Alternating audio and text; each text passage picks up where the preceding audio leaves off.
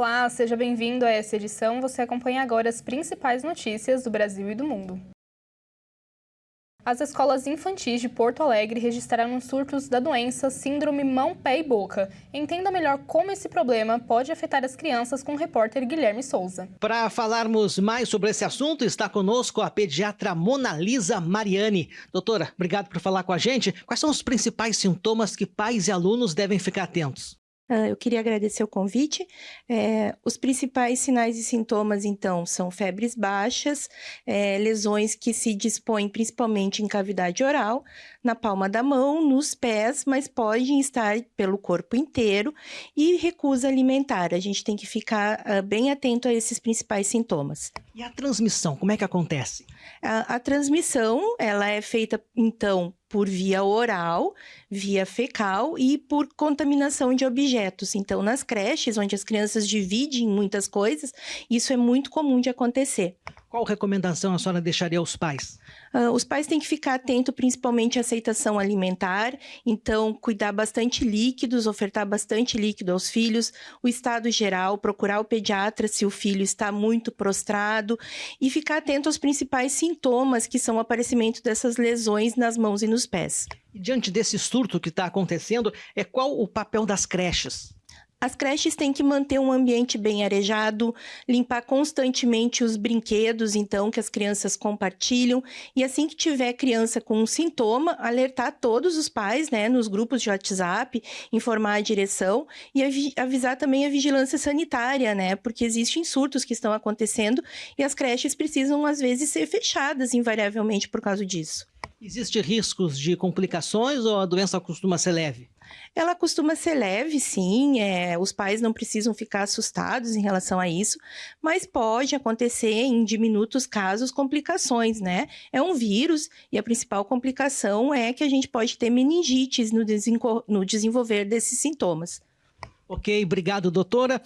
Em 2024, Porto Alegre já tinha registrado 20 surtos da doença.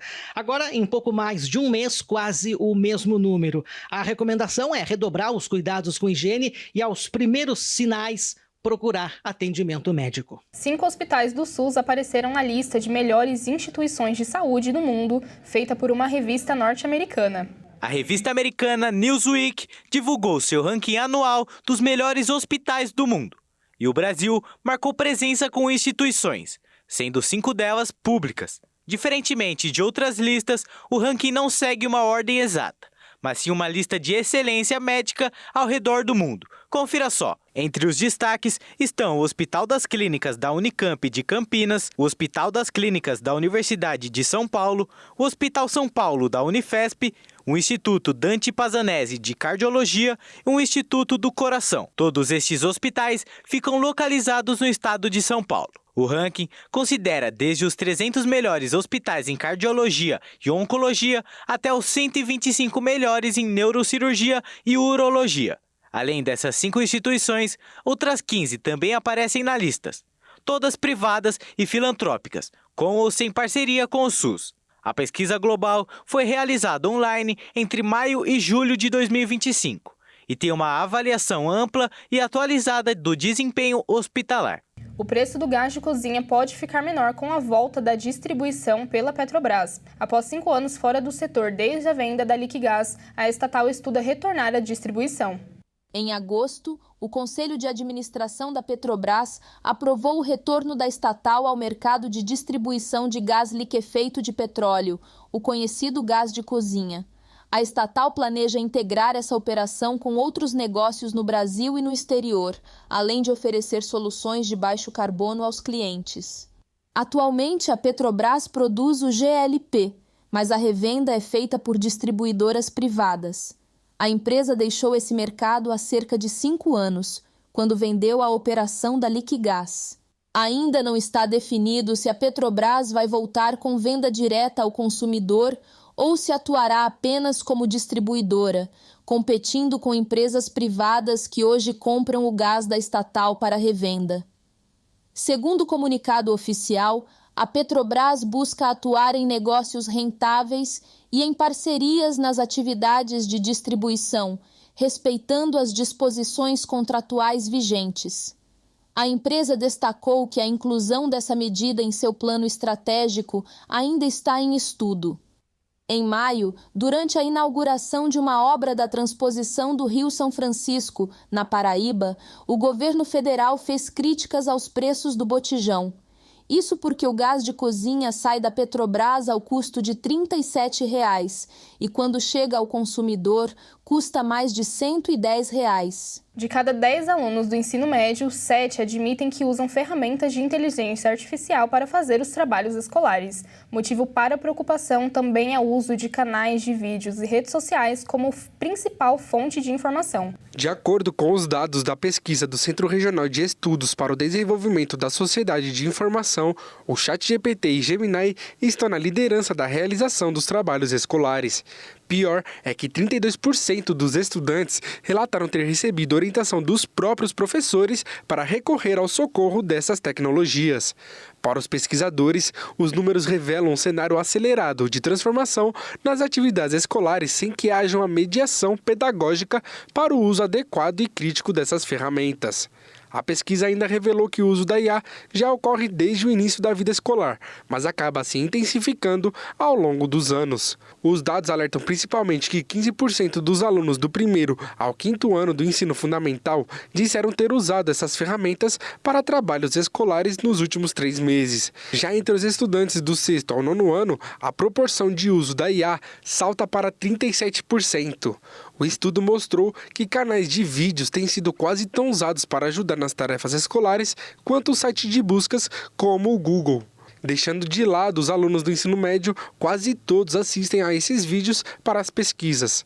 Outra preocupação é com o uso da rede social para a busca de informações, o que acontece com quase metade dos estudantes.